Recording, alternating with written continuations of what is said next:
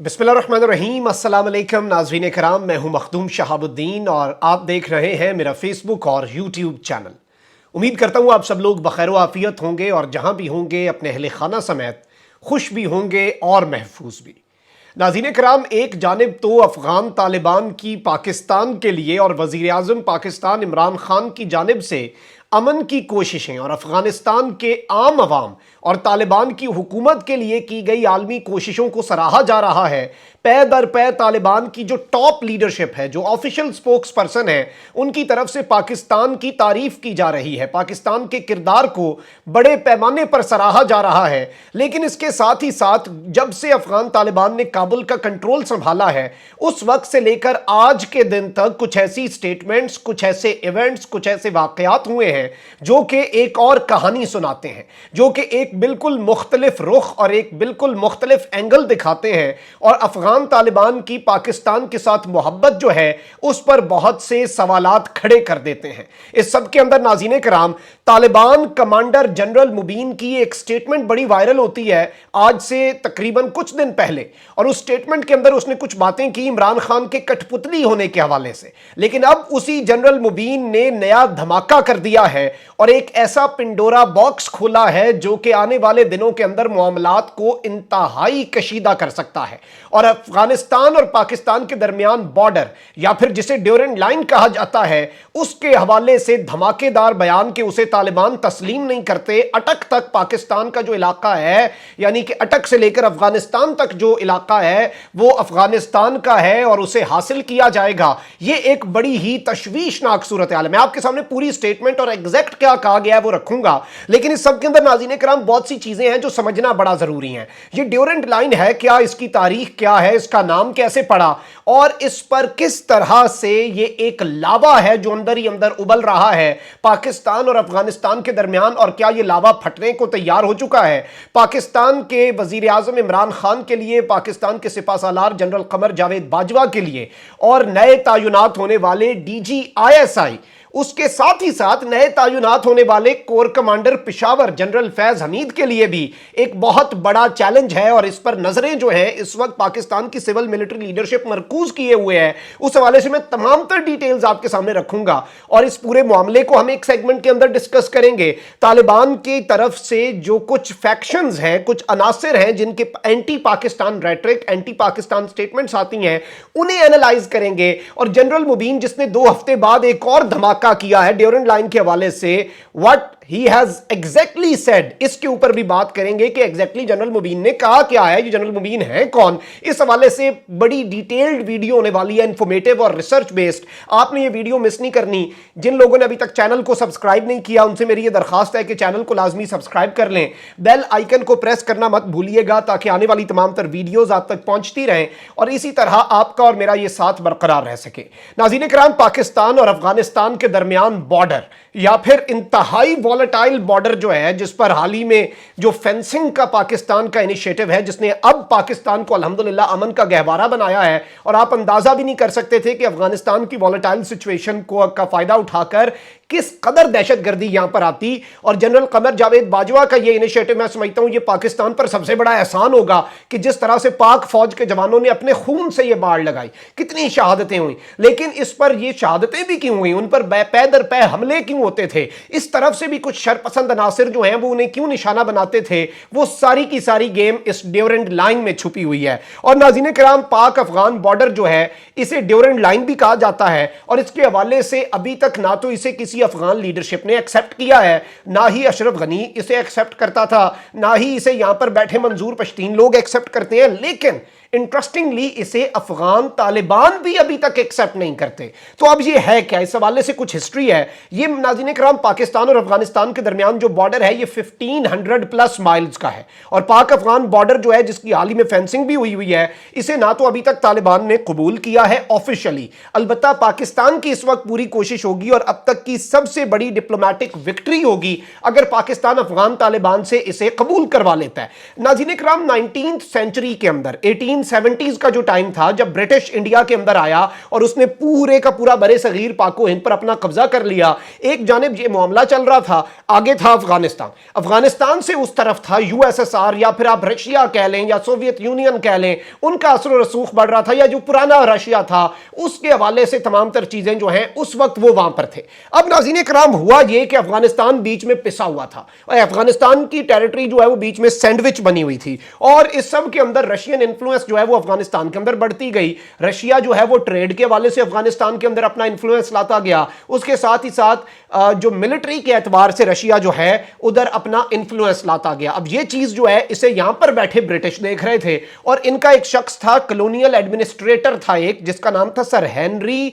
Maritime Durand. Sir Henry Durand नामी ये शख्स जो है इसने कॉलोनियल माइंडसेट ही था इसका, जारी बात है ये यहां पर कॉलोनी बनाने आया था इंडिया को और बड़े सगीर पाको हिंद को, सब कॉन्टिनेंट को। अब इस सब के अंदर इसने रीजंस दी कि हमें क्यों अफगानिस्तान के अंदर इन्वेजन करनी चाहिए, ये मामलात करने चाहिए और कहीं वो बढ़ते हुए अफगानिस्तान पर कंट्रोल हासिल करते हुए हमारे पास ना आ जाएं। अब 1893 के अंदर नाज़रीन कराम एक मुआहदा होता है, सर हेनरी ड्यूरेंट के साइन होते हैं उस पर, और ये लाइन जो है बड़े सगीर पाको हिंद के दरमियान और अफगानिस्तान के दरमियान, इस पर एक जानिब से यहां से इंडिया के जो उस वक्त के हाकिम थे यानी कि द ब्रिटिश, उनका नुमाइंदा सर हेनरी ड्यूरेंट साइन करता है 1893 में, और दूसरी तरफ से जो उस वक्त के अमीर ऑफ अफगानिस्तान थे अब्दुल रहमान, इन्होंने ये एक बफर जोन बना दिया। अब ये एक लाइन नहीं बल्कि एक जोन था पूरा कि ये जोन जो है ये बीच में रहेगा और इससे कोई इधर उधर मामलात जो है वो खराब नहीं होंगे। अब 1947 के बाद जब पाकिस्तान वजूद में आया तो जाहिर बात है ये ड्यूरेंट लाइन पाकिस्तान को मिल गई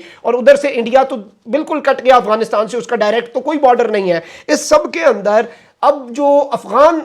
एक नेशनलिस्ट अप्रोच है इसके बारे में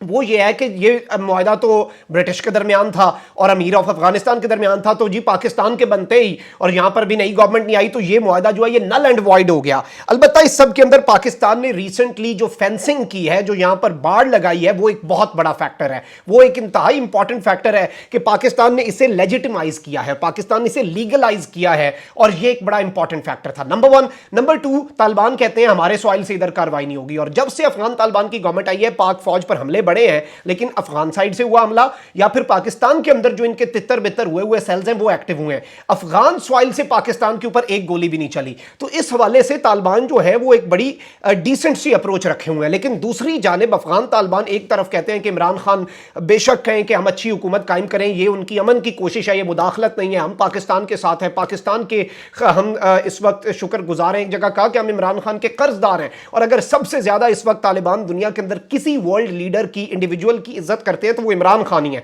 ज़बीउल्लाह मुजाहिद की स्टेटमेंट्स खोल कर देख लें, आप सुहेल शाहीन की स्टेटमेंट्स खोल कर देख लें। लेकिन जारी बात है जिस तरह से गनी गवर्नमेंट का एक नैरेटिव था एंटी पाकिस्तान, उसी तरह से तालिबान के अंदर भी गिरोह हैं जो पाकिस्तान का झंडा चमन बॉर्डर से जब इमदादी ट्रक गए उसे झंडा उतार कर फेंका गया और पाकिस्तान के परचम की, सब जिलाली परचम की जब बेहुरमती की गई, उस वक्त आपको याद होगा कि किस तरह से मामलात जो हैं वो तालिबान ने फौरी एक्शन लिया, उन्हें गैर मुसल्ला कर दिया, उन्हें उनका कोर्ट मार्शल किया, उन्हें गिरफ्तार किया, पाकिस्तान के सफीर से लगातार मुलाकातें की, सारे वजीरों ने कहा कि भैया हमें अफसोस है, हम शर्मिंदा हैं, हमारे पास अल्फाज नहीं है कि हम क्या कहें, हमने ये देखें जी ये सारे एक्शन ले लिए हैं। उसके बाद नाज़रीन कराम जब ये इनके एक शख्स हैं उन्होंने कहा कि पाकिस्तान जो है वो मुदाखलत ना करे, पाकिस्तान जो है वो ट्रेड के हवाले से ये मामलात चल रहे हैं, पाकिस्तान हमारी मईशत को ना तबाह करे, उसके ऊपर भी ज़बीउल्लाह मुजाहिद ने कहा कि ऐसी बात नहीं है, वो हमारी मदद करना चाह रहे हैं। तो टॉप की लीडरशिप तो बिल्कुल क्लियर है। लेकिन अब जनरल मुबीन का जो मामला है, ये जनरल मुबीन जिनके हवाले से 2 हफ्ते पहले ये खबरों की जीनत बने, ये तालिबान के कमांडर हैं और तालिबान के बड़े टॉप लेवल के कमांडर हैं, इसलिए जारी बात है इनके नाम के साथ जर्नल आता है। अब ये जो जर्नल हैं अफगान तालिबान की आर्मी के, इन्होंने 2 हफ्ते पहले भी एक शोशा छोड़ा था और वो शोशा ये था कि इमरान खान को भी तो पाकिस्तान में कठपुतली बुलाया जाता है। अच्छा, अब वो जो बयान था वो आउट ऑफ कॉन्टेक्स्ट चला, मैं आपको वो भी बता दूं वो कैसे। अब नाज़रीन इकराम आपको पता है कि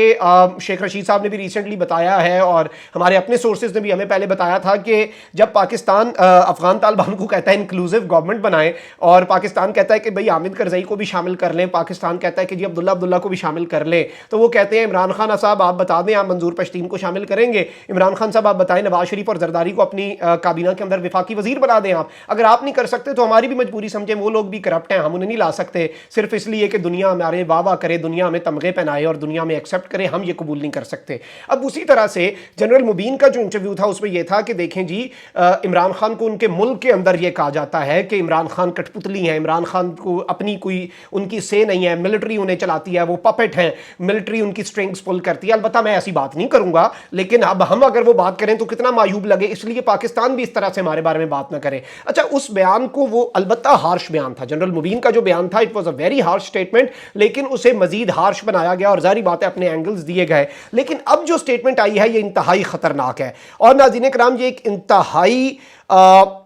میں سمجھتا ہوں کہ الارمنگ سچویشن ہے فار پاکستان ایز ویل, کیونکہ جنرل مبین جو ہے اس نے کہا ہے کہ we do not believe in the Durand line, ہم ڈیورنڈ لائن پر اعتبار نہیں کرتے, اسے یقین ہی نہیں رکھتے, ہم اسے مانتے ہی نہیں ہیں, ہم اسے تسلیم نہیں کرتے. اپ ٹو اٹک, اٹک تک, دا لینڈ از افغانستان, کہ افغانستان ہے وہ وہاں تک, اور وہ پورے کا پورا ہم اسے افغانستان تصور کرتے ہیں. طالبان کے جنرل مبین نے اپنے اس انٹرویو کے اندر, حالیہ انٹرویو کے اندر یہ دھماکہ کیا ہے اور یہ شوشہ چھوڑا ہے. اب یہ ایک بڑی الارمنگ پاکستان کے لیے ہے, اور ظاہری بات ہے کہ اس کے اندر طالبان کی جو لیڈرشپ ہے, نمبر ون, اگر لیڈرشپ آن بورڈ ہے تو اسے یا تو اس کی مذمت کرنی ہوگی, یا پھر ظاہری بات ہے کہ وہ اس بیان کو انڈورس کر رہے ہیں. البتہ ہمارے ذرائع یہ کہتے ہیں کہ وہ اس بیان کو بالکل اور قطعاً انڈورس نہیں کرتے, اور پاکستان کی پوری کوشش ہے کہ فرسٹ ٹائم ایسی گورنمنٹ آئی ہے, ایون 1996 سے 2001 میں جو پچھلی طالبان گورنمنٹ تھی اس میں اگر وہ 9/11 کا معاملہ نہ ہوتا اور حالات اس طرح سے خراب نہ ہوتے, حکومت ختم نہ ہوتی, تو ابھی تک شاید ڈیورنڈ لائن کو دونوں طرف سے ایکسپٹ کروا لیا جاتا اور ونس اینڈ فار آل اس معاملے کو نیا معاہدہ کر کے بھی ختم کر دیا جاتا.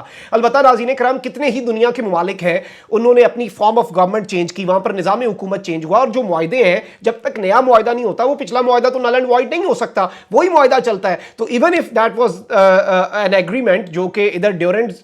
سر ہنری ڈیورنڈ نے کیا اور ادھر سے امیر آف افغانستان نے کیا, لیکن ہم نے تو اسی کو لے کر چلنا ہے, انٹرنیشنل تو وہی معاہدہ ہے. ابھی بھی آپ دیکھ لیں ترکی کے اندر کتنے کیسز چلتے ہیں, 600 سال پرانا معاہدہ نکال کے عدالت میں ثبوت دیتے ہیں اور کیسز کے فیصلے ہوتے ہیں کہ وہ معاہدہ اس وقت کا تھا. تو جو لاسٹ معاہدہ ہوتا ہے وہی مین ہوتا ہے جب تک نیا معاہدہ نہ ہو. تو اس سب کے اندر ظاہری بات ہے پاکستان کو اس پر, طالبان کو بھی اپنی پوزیشن جو ہے وہ واضح کرنی ہوگی, اور اپنے لیڈرز جو ہیں انہیں بھی بتانا ہوگا کہ اگر انٹرویو دینا ہے تو طالبان کی پوزیشن پر دیں. ہر بندہ سپوکس پرسن بنے گا تو پھر too many cooks spoil the broth والا حساب ہے, کہ زیادہ جتنے لوگ ایک ہنڈی جو ہے اسے 10 لوگوں کو کہیں کہ اچھے بہترین دنیا کے کوک لے آئیں, بے شک انہیں کہیں کہ پکاؤ, وہ اسے خراب کر دیں گے. تو جو معاملات ہیں وہ ذبیح اللہ مجاہد کے ہاتھ میں ہی رہیں, جو ان کے سپوکس پرسن ہیں یا جو ان کی منسٹری آف انفارمیشن ہے. اب ہر بندہ اگر ترجمان بنے گا, ہر بندہ ہی اگر آ کر انٹرویوز دے گا اور اپنے دل دے ول just speak their heart out, تو یہ ایشوز کریٹ کرے گا. اور طالبان کے لیے اس وقت بڑا ضروری ہو چکا ہے کہ وہ اس پر کلیریفیکیشن دیں, اور پاکستان بھی اس پوری کی پوری صورتحال سے نمٹنے کے لیے ہر طرح کے لیے ہم تیار ہیں. ہمارے پاس پلان اے بی سی نہیں,